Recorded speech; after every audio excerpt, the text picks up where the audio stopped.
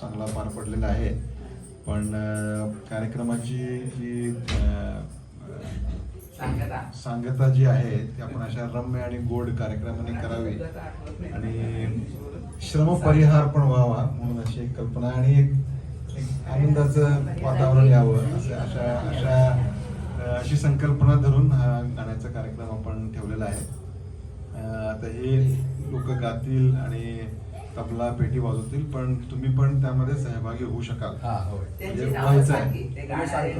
गाणाऱ्यांची नावं हे आशुतोष देशपांडेजी आणि हे रूपलक साहेब आणि हा आपला स्वतःचा आपल्या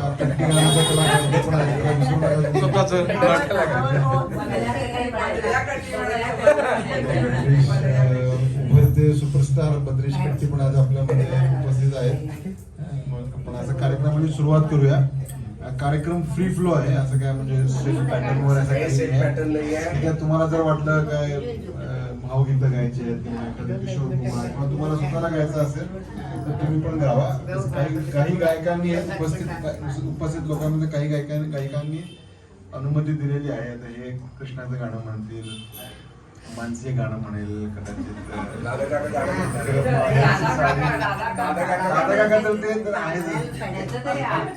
गिवन आहे ठीक आहे ना, असं सगळं आहे ठीक आहे.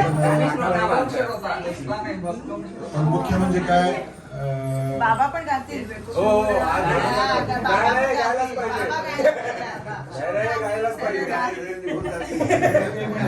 अजूनही माझं संपलेलं नाही. मुख्य म्हणजे काय गायलं की निघून जात